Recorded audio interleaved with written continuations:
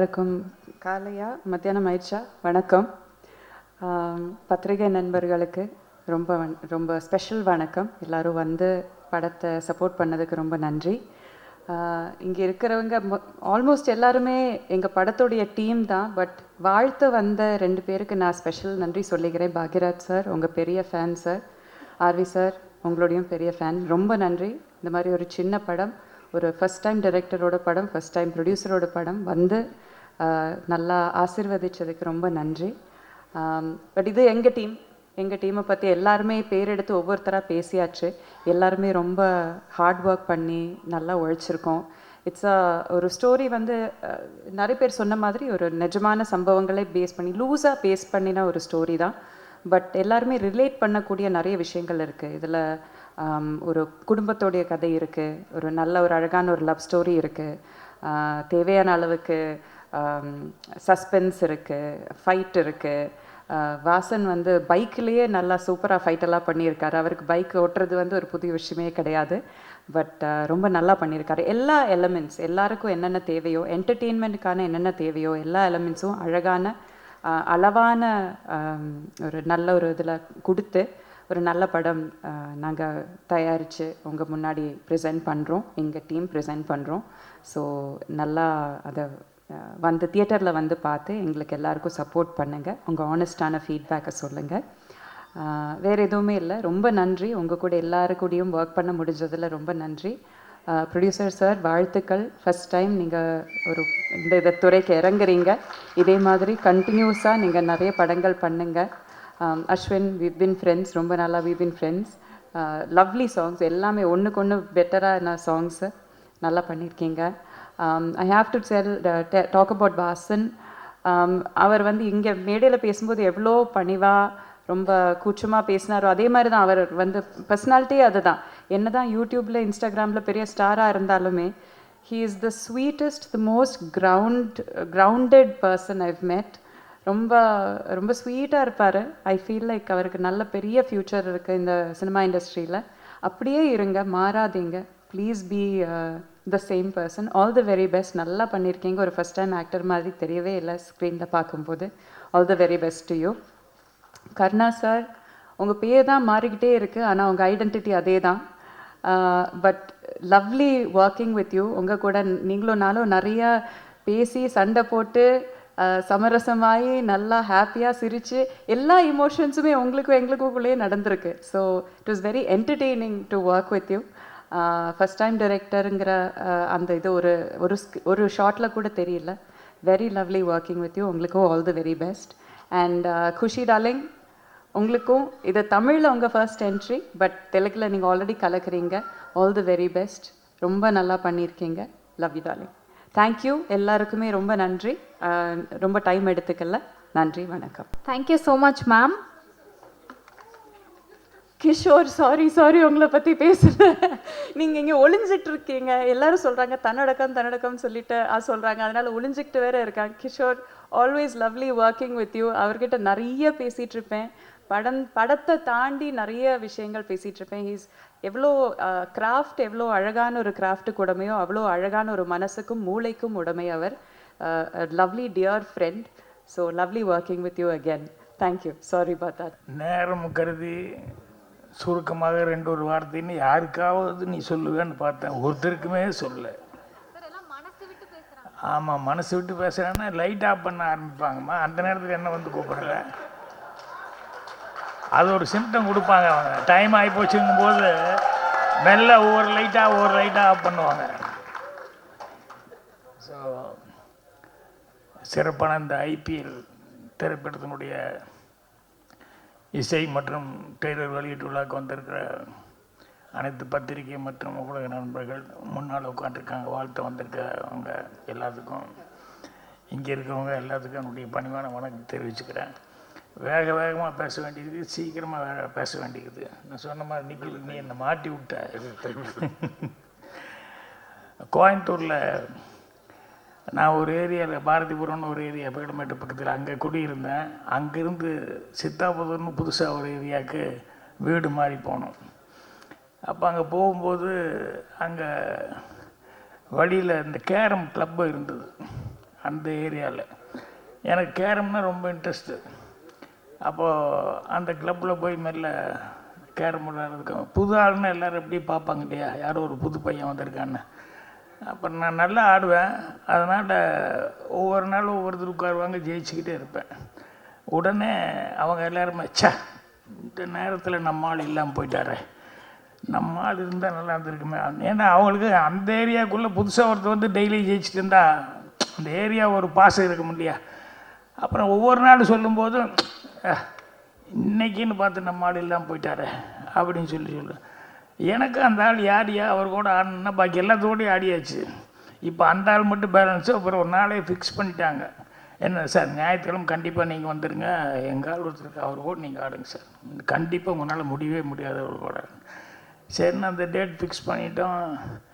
அப்புறம் வந்தோடனே அப்புறம் அவரை பார்த்தோம், இன்ட்ரடியூஸ் பண்ணி விட்டாங்க. நானும் இன்ட்ரடியூஸ் பண்ணிட்டு சிங்கிள்ஸ் ஆட ஆரம்பித்தோம்.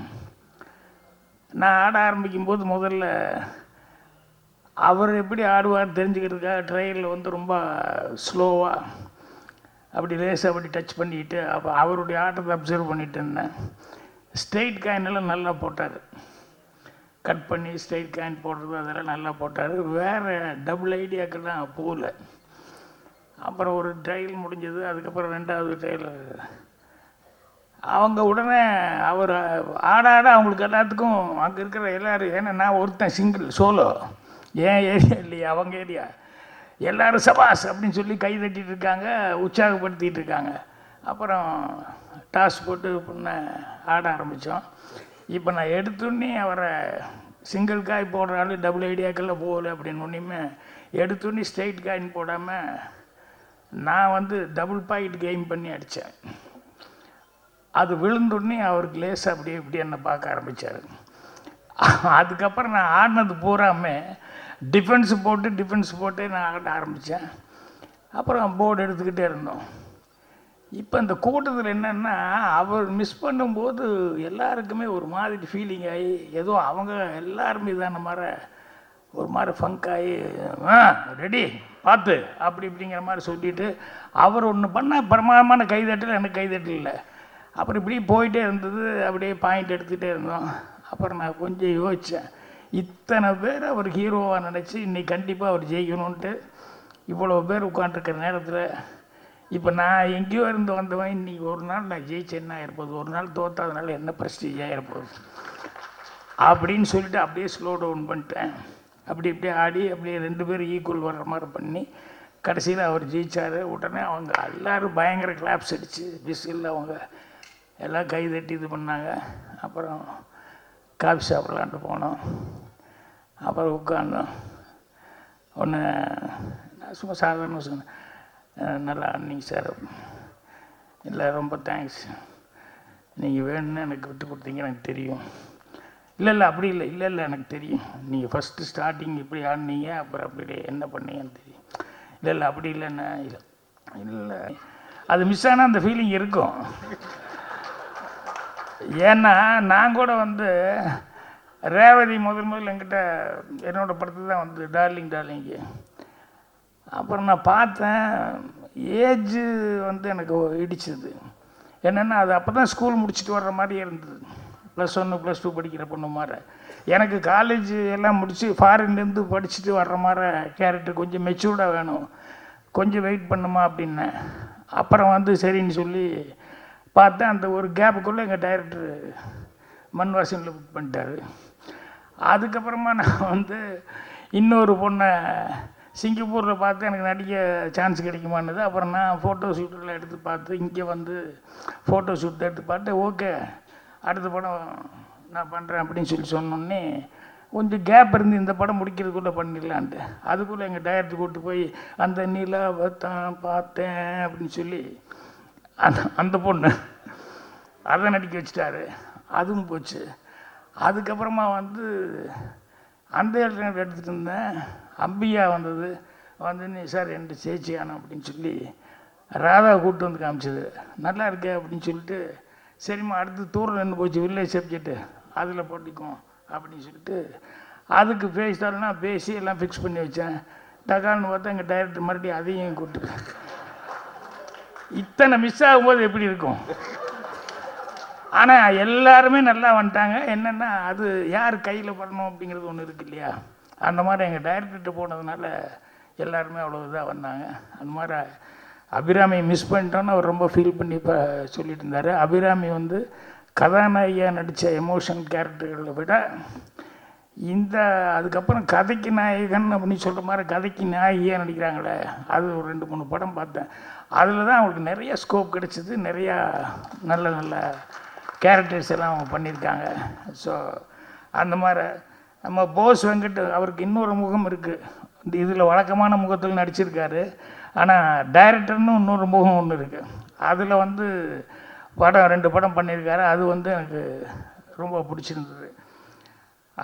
இந்த மாதிரி ஆர்டிஸ்ட்டுக்கு எல்லாருமே அவங்கவுங்க சிறப்பான முறையில் நடிச்சிருக்காங்க. இது எனக்கு நேரம் கருதி நான் வந்து வேறு நிறையா சொல்லணும்னு நினச்சி, இன்னும் பேரண்ட்ஸ் எல்லாம் பேச வேண்டியதே பேசலன்னு நினைக்கிறேன். டைம் முடிச்சு உட்கார வச்சுட்டாங்களோ. அதான். ஸோ ஹீரோ அவர் வந்து ஃபஸ்ட் எடுத்து பாட்டு தானே போடுவாங்க. நான் அங்கே தான் கவனித்தேன் என்னடான்னு சொல்லிட்டு. ஏன்னா நமக்கு என்ன வீக்கோ இவன் முதல் படம் நடிக்கிறான், இந்த பையன் எப்படிடா டான்ஸ் ஆட போகிறான்னு பார்த்துக்கிட்டு இருந்தேன். அப்புறமாம டான்ஸ் ஆடினாப்புல அந்த எக்ஸ்ப்ரெஷன் வந்து பயமே இல்லாமல் முதல் படத்தில் நடிக்கிறோம் அப்படின்னு சொல்லிட்டு அந்த எக்ஸ்ப்ரெஷன் வந்து அவ்வளோ அழகாக வந்து பண்ணி கொடுத்தாப்புல. நான் பரவாயில்லையே, கொஞ்சம் கூட பயம் இல்லாமல் அவ்வளோ நல்ல எக்ஸ்ப்ரெஷனோட டான்ஸ் எல்லாம் ஆடுறாப்புல அப்படின்ட்டு. அப்போ நான் பின்னாடி விசாரிக்கும் போது தான் அவர் ஏற்கனவே யூடியூப்பில் ரொம்ப ஃபேமஸ்ஸு அப்படிங்கிற மாதிரி. அதனால் முதலே உனக்கு ஃபேன்ஸ் எல்லாம் ரெடி ஆகிட்டாங்க. இல்லைன்னா வந்து அந்த மதுரையிலலாம் ஷூட்டிங் நடக்கும்போது மணி தானே சொன்னாப்புல அங்கே போய் கையெழுத்து போட்டுருப்பார் அப்படின்னு சொல்லிட்டு. அந்த மாதிரி உனக்கு ஆல்ரெடி நீ ஃபெமிலியர் ஆகிட்ட, ஆல்ரெடி உனக்கு அனுபவம் இருக்கிறதுனால உங்களுக்கு நான் வந்து பேசும்போது ஏதோ ரேசிங் ஸ்டார் அப்படின்னு சொல்லி ஏதோ போட்டாங்க போலுக்குன்னு நினச்சிக்கிட்டேன். அதனால் ரேசிங் ஸ்டாரில் உனக்கு ரேசிங் ஸ்டார்னு சொன்னால் நல்லாயிருக்கும். ஏன்னா அடுத்தது எல்லாத்துக்கூடையும் ஹீரோ கூடலாம் ரேஸ் போடுற அளவுக்கு நீ வரணும் அப்படின்னு சொல்லணுன்ட்டு இருந்தேன். ஆனால் ப்ரொடியூசர்லாம் ஏற்கனவே ரேசிங் ஸ்டார்னு தான் அவங்க பேரே கொடுத்துட்டாங்க. ஸோ அதனால் ஆல்ரெடி உனக்கு அது எல்லோரும் நீ அச்சீவ் பண்ணுற அளவுக்கு வந்து எல்லாருமே உனக்கு வாழ்த்து தெரிவிச்சிட்டாங்க. உனக்கு ஓகே. அப்புறம் உங்கள் பக்கத்தில் உங்கள் அம்மாய் குச்சொன்னது கதை அந்தங்கொன்னாமா கண்டிப்பாக உனக்கு நிறைய சான்ஸ் வருது. தொந்தரவு தமிழ் நேர்ச்சுக்கோமா. ஏன்னா இப்படி வந்து நின்று நாங்கள் ராது அப்படின்னு சொல்லிட்டு இருந்தா எதுவுமே ராதுன்னு நினச்சிடுவாங்க. அதனால் நீ கூடி சீக்கிரம் உனக்கு அது சான்ஸ் கிடைக்கும்போது தமிழ் கொஞ்சம் நல்லா இப்படியே ஒரு படம் 2 படம் அப்படி நடிச்சுக்கிட்டு இருந்தாலும் ஆட்டோமேட்டிக்காக வந்துடும். அதனால் இது என்னென்னா இந்த தெலுங்குலேருந்து வந்து தமிழ் கற்றுக்கிறத விட இந்த மலையாளத்துலேருந்து வந்து கற்றுக்கிறவங்க ஈஸியாக உடனே பேசிடுவாங்க. ஏன்னா ஆல்மோஸ்ட் 2 ஒரே மாதிரி தான் இருக்கும். அதனால் கேரளாலேருந்து வர்றவங்க டக்குன்னு பேசிடுவாங்க. ஸோ நீ கொஞ்சம் டைம் ஆனால் கூட பரவாயில்ல, கற்றுக்கோ. அதுக்கப்புறம் மீண்டும் இந்த படத்தினுடைய இது பார்த்தேன் நான். ட்ரெய்லரு கதை வந்து பாலு சொன்ன மாதிரி கேட்கும்போது அந்த கதை இன்ஸ்பிரேஷன் ஆனது வந்து ஒரு ரியலாக நடந்த ஒரு இன்சிடெண்ட்டை பேஸ் பண்ணி நடந்திருக்கு அப்படிங்கிற மாதிரி சொன்னாங்க. எப்பவுமே ரியலாக நடந்ததை பேஸ் பண்ணி ஏதாவது அந்த மாதிரி கதைகள் பண்ணும்போது அது ஜனங்க ஈஸியாக ஐடென்டிஃபை பண்ணிக்காங்க, அது ஈஸியாக அப்ரிசியேஷனும் கிடைக்கும். அதனால் இந்த கதை எனக்கே இந்த அது சொன்னதுலேருந்து படம் பார்க்கணும் அப்படிங்கிற மாதிரி இருந்தது. ட்ரெய்லரும் அதே மாதிரி வந்து ஒரு அந்த ஆக்ஷன் இதெல்லாம் வந்து இதெல்லாம் பார்க்கும்போது அந்த எமோஷன்ஸ் எல்லாம் படம் பார்க்கணுங்கிற ஒரு ஃபீலிங் கொடுத்துருக்கு. ஸோ படம் கண்டிப்பாக நல்லபடியாக சக்ஸஸ் ஆகும். அதனால் வெற்றி விழாவில் மீட் பண்ணுவோம். நண்பா, நீ வீட்டில் சொல்லி கூப்பிட்டு வந்து நான் மாட்டி விட்ட பாரு. 12:30 மணிக்கு கண்டிப்பாக வீட்டுக்கு வந்துடுவேன்னு சொல்லிட்டு வந்தேன். இங்கே வந்துன்னு என்ன வீட்டில் சொல்லிட்டுங்க லேட் ஆகுன்னு சொல்லி மெல்ல பேசிக்கலாம்னாரு. ஸோ எல்லாத்துக்கும் என்னுடைய மனமான நன்றி, வாழ்த்துக்கள்.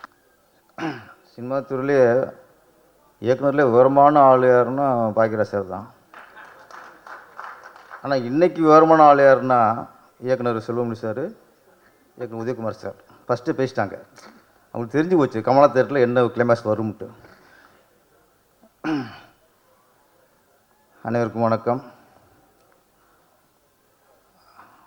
நம்ம ஆர் டி உதயகுமார் சார், நான் தமிழ்நாடு திரைப்பட இயக்குனர் சங்க தலைவரும் தான் இது வரைக்கும் நினச்சிருக்கேன். இன்னைக்கு தான் தெரிஞ்சது அபிராமி ரசிகர் மன்ற தலைவர்னு. குணா படத்தில் கமல்ஹாசன் கூட இத்தனோட அபிராமி சொன்னதில்லை. ஒரு படம் மிஸ் ஆகி போச்சுன்னா எவ்வளவு ஏக்கம், எவ்வளோ புலம்பல். மேடம் சீக்கிரம் படம் ஆரம்பிக்க போகிறாரு, கண்டிப்பாக நீங்கள் இருப்பீங்க.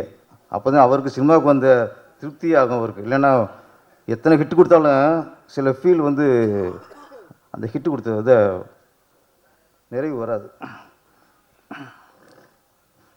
சீக்கிரம் முடிக்கணுமா? Okay sir, okay sir.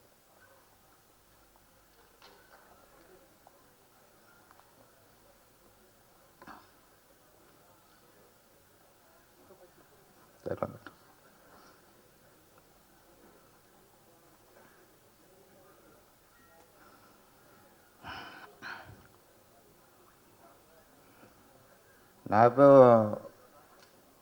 ஃபங்க்ஷனுக்கு வந்தவுடனே இந்த ஹீரோனி பேர்லாம் கொஞ்சம் விசாரித்து வச்சுக்குவேன். ஏன்னா பேசும்போது வாழ்த்து பேசணும்ல. ஆனால் இன்னைக்கு அந்த வேலையும் ஆர்கே சீனிவாசன் சார் அடிச்சுட்டு போயிட்டார். நானே கேட்கல, அவர் கேட்டு வச்சுருக்காரு குஷிதா கதாநாயகி பேருன்ட்டு. ஆமாம், நிறைய பேர் நம்ம வேலையை குறைச்சிட்டாங்க இன்றைக்கி. இந்த ஃபங்க்ஷனில் ரொம்ப சந்தோஷமாக ஃபீல் பண்ணுறது என்னென்னா நட்பு. உங்களுடைய தயாரிப்பாளருக்கு நான் ரொம்ப ரொம்ப நன்றி சொல்கிறேன். நான் ஒரு நண்பனுக்காக அவரை இயக்குனர் ஆக்கணும்னா ஒரு படம் எடுக்கிறதுங்கிறது பெரிய விஷயம். அதுக்கு நான் உண்மையிலேயே புருஷரை பாராட்டுறேன். அதே மாதிரி ஒரு நட்புக்காக அவர் படம் எடுத்தாலும் நம்ம டைரக்டர் வந்து கதைக்காகத்தான் படம் பண்ணியிருக்கார். அது ட்ரெயிலில் பார்க்கும்போது தெரிஞ்சு போச்சு. கண்டென்ட் கேட்டேன். இப்போ உள்ள சமூகத்துக்கு தேவையான படம். இயக்குனர் சிந்திப்பாங்க, ரசிகர்கள் படத்தை பார்த்துட்டு போயிடணும். சிந்திக்கிற வேலையெல்லாம் இயக்குனருக்கு, மக்கள் வந்து படத்தை பார்த்துட்டு போயிடணும். ஆனால் சில இயக்குனர் தான் அவரும் சிந்தித்து மக்களையும் சிந்திக்க வைப்பாங்க. இந்த படம் மக்களையும் சிந்திக்க வைக்கிற படம். ஐபிஎல் ஒரு சமூக சிந்தனையோட, சமூக அக்கறையோட கருணாநிதி அவர்கள் படத்தை எடுத்திருக்கிறாரு. கருணாநிதி அப்படிங்கும்போது அது சாதாரண பெயர் இல்லை, அது பவர்ஃபுல் பெயர். அது தமிழ் திரையுலகில் கருணாநிதி அப்படின்னா இந்த வரலாறு இருக்க வரைக்கும் அந்த பேர் சினிமாவில் இருக்கும். ஏன்னா அரசர் கதைகள், சாமி கதைகள் வெறும் பாட்டாக போய்க்கிற காலகட்டத்தில் இந்த சினிமா அப்படியே திருப்பி போட்ட படம் பராசக்தி. கலைஞரோட வசனம். அதுக்கப்புறம் சினிமாவே வேறு ரூட்டில் போயிடுச்சு. ஆரம்ப காலகட்டத்தில் இந்த ப்ரொடியூசர் அந்த பேனர் நேமில் தான் டைட்டில் போடுவாங்க. ஏவிஎம்மின் வாழ்க்கை, அது மாதிரி தேவரின் தெய்வம், ஜெமினியின் ஒளி விளக்கு, இப்படி பேனர் போட்டு தான் டைட்டில் வரும். அதுக்கப்புறம் இயக்குனர் காலம் வரும்போது தான் ஃபஸ்ட்டு ஆரம்பித்தது ஸ்ரீதர் சார். அவர் வந்ததுக்கப்புறம் தான் ஸ்ரீதரின் நெஞ்சில் ஒரு ஆலயம், அப்படி அப்புறம் பாலச்சந்தரின், அப்புறம் பாரதி ராஜாவின், அது ஆரம்பம். ஒரு ப்ரொடியூசர் பேர் போகிறது ஓகே, இயக்குனர் வெற்றி அடைஞ்சதுக்கப்புறம் அவங்க பேர் போகிறது ஓகே. ஆனால் ஒரு வசனகர்த்தா அவர் பேரை போட்டு ஒரு டைட்டில் வர்றது அந்த கருணாநிதிங்கிற வார்த்தை பேர். கருணாநிதியின் பராசக்தி, கருணாநிதியின் பூம்புகார். அங்கே பேனர் இருக்காது, டைரக்டரும் கீழே இருப்பாங்க. அப்போ ஒரு வசனகர்த்தா அந்த ஒரு படத்தை தாங்கி நிற்கிறார். கருணாநிதியின் போட்டு போகிற அளவுக்கு. அதனால் சில நேரங்களில் நம்ம பேரை காப்பாற்றுறோமோ இல்லையோ, அவங்க பேரையும் காப்பாற்றணும். கருணாநிதி சார், இப்போ உங்கள் பேரை காப்பாற்றுறது இல்லையோ, நீங்கள் அவர் பேரையும் காப்பாற்றுற நிலைமையில் இருக்கீங்க இப்போ. அதனால் நானே சொல்கிறேன்னா, இந்த படம் வெற்றிக்கு அப்புறம் நீங்கள் தொடர்ந்து வெற்றி கொடுத்து இயக்குனர் கருணாநிதியின் அப்படின்னு டைட்டில் போகிற அளவுக்கு நீங்கள் வெற்றி அடையணும்.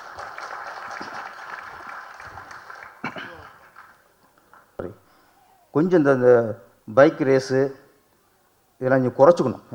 ஏன்னா உங்களை நம்பி நீங்கள் பணம் போடுவாங்க ப்ரொடியூசர், கோடிக்கணக்கில் போடுவாங்க. அப்போ நீ சினிமாவில் நடிக்க வந்ததுக்கப்புறம் அந்த மாதிரி விளையாட்டுகள் கொஞ்சம் குறைச்சிக்கணும். ஏன்னா நம்மளை நம்பி ப்ரொடியூசர் ஒரு மூலதனம் போடும்போது, கோடிக்கணக்கில் போடும்போது அதுக்கு நம்ம முழுக்க முழுக்க அதுக்கு பொறுப்பாக இருக்கணும். அதை விட முக்கியமான ஒன்று எப்படின்னா, இப்போ உள்ள வர ஹீரோக்களுக்கு இந்த படம் ஹிட் ஆயிரும், இதுக்கப்புறம் நீங்கள் மார்க்கெட்டுக்கு வந்து பெரிய மார்க்கெட்டுக்கு வந்துடுவீங்க, அது கன்ஃபார்ம்.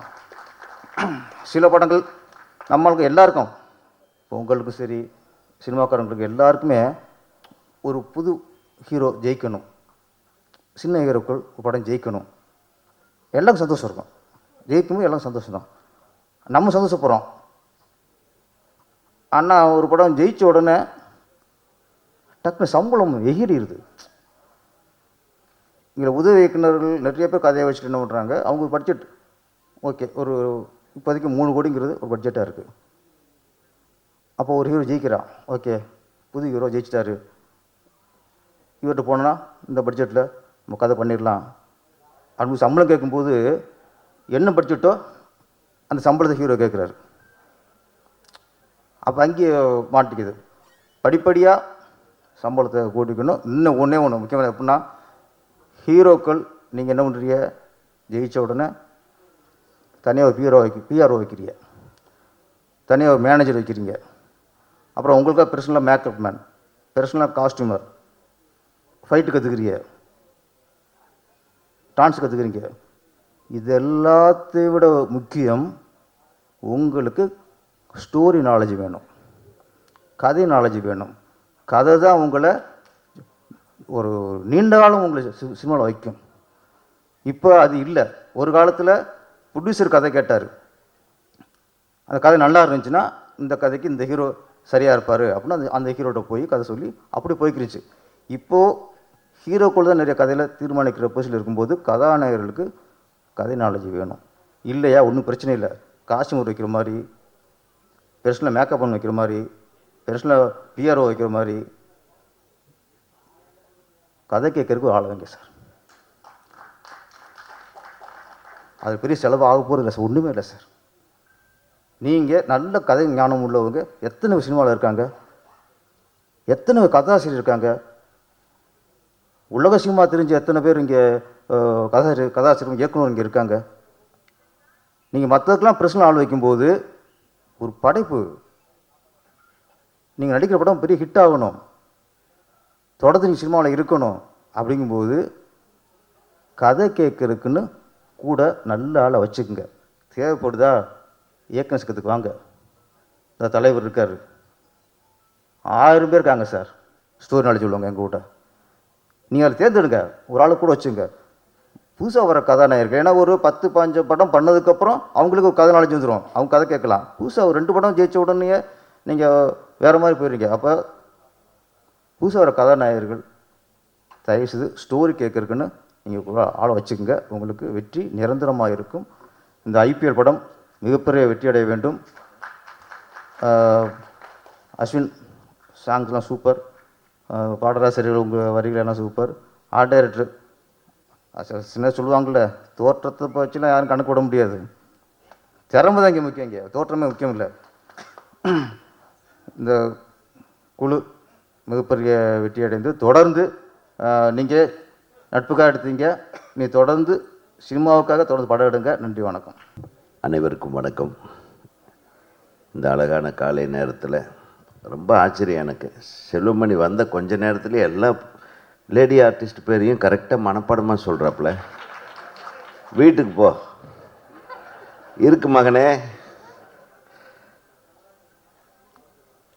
எனக்கு கொஞ்சம் ஞாபக சக்தி கம்மி, எனக்கு அபிராமியை மட்டும் மறக்கவே முடியாது. ஏன்னா நான் ரொம்ப விரும்புகிற ஒரு நடிகை அபிராமி.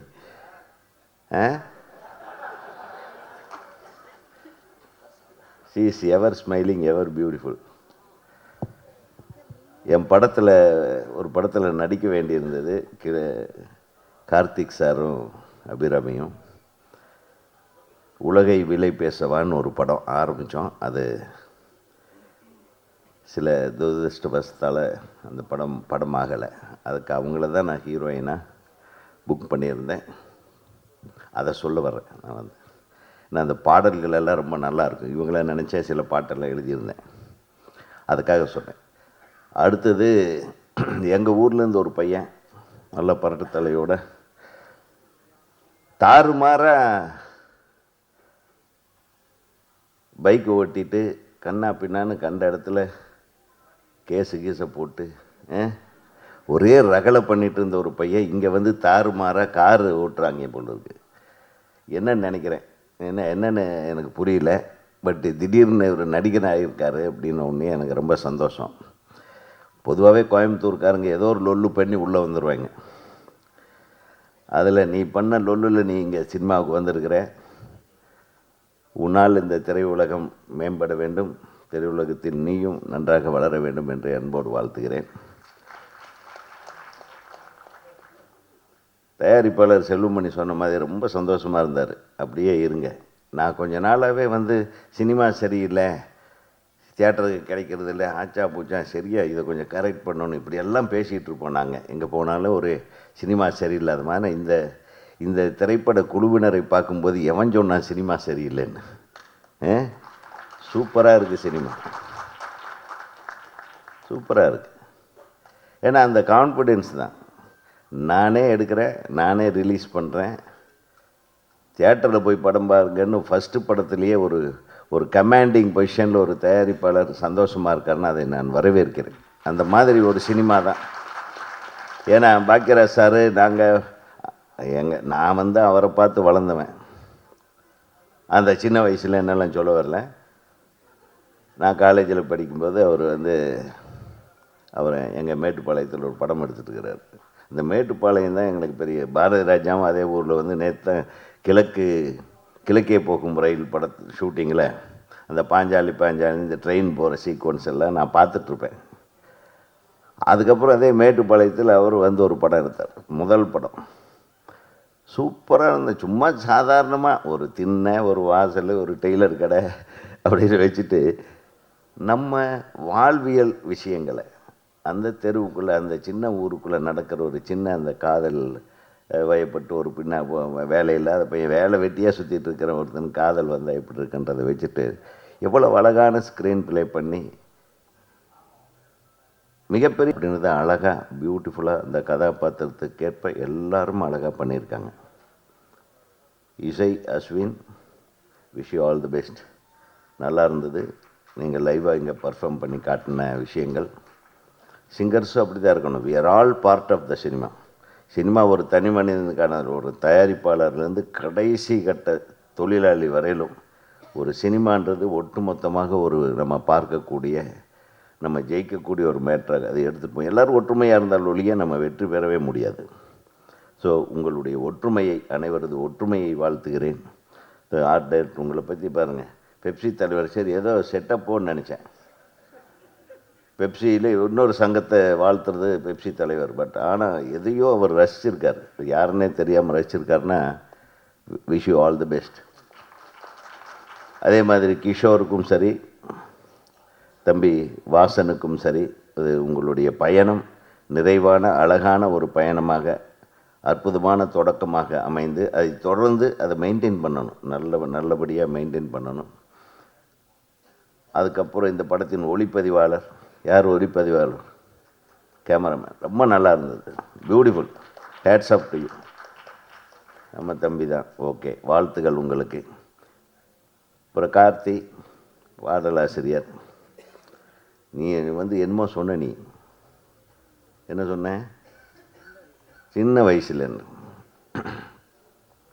நான் சின்ன வயசில் கண்ணதாசனை ரசிக்காமல் இருந்திருந்தால் நான் பாடலாசிரியராக இருக்க முடியாது. ஸோ சின்ன வயசில் ரசித்தேன்னு சொல்கிறது தப்பே கிடையாது. யாருடைய சின்ன வயசில் ரசித்தேன்றது தான் மேட்டர். ஸோ வாழ்த்துக்கள். உங்களுடைய பாடலாசிரியர் பயணம் விஷயம் நல்லா நிறைய. எங்கே போனாலும் கார்த்திக் பேர் இல்லாத படமே இல்லையப்போ. என்னடா பண்ணுற? எனக்கு கூட யாருமே வாய்ப்பு கொடுக்கல அப்போல்லாம். நீ வந்த உடனே புகுந்து விளையாடுறிய. சரி, எனிவே கரெக்டாக ஒவ்வொரு இசையமைப்பாளருக்கும் அழகாக அவங்களுக்கு தகுந்த மாதிரி நீ எழுத கற்றுக்கிட்டு இருக்க. தொடர்ந்து உன்னுடைய வெற்றி தொடரட்டும். அப்புறம் அபிராமி, உங்களுடைய அழகு முகத்தை பார்த்தேன், அற்புதமாக நடிச்சிருந்தீங்க. வாழ்த்துகள், வாழ்த்துகள். அனைத்து தொழில்நுட்ப கலைஞர்களுக்கும், அனைத்து துணை இணை இயக்குநர்களுக்கும் தமிழ்நாடு திரைப்பட இயக்குநர்கள் சங்கத்தின் சார்பாக வாழ்த்துகள். அனைத்து நடிகர்களுக்கும், இந்த படத்தை தயாரித்து வெளியிடும் தயாரிப்பாளர் அவர்களுக்கும் எனது மனமார்ந்த வாழ்த்துக்களை தமிழ்நாடு திரைப்பட இயக்குநர்கள் சங்கத்தின் சார்பாக தெரிவித்து அமர்கிறேன். வணக்கம்.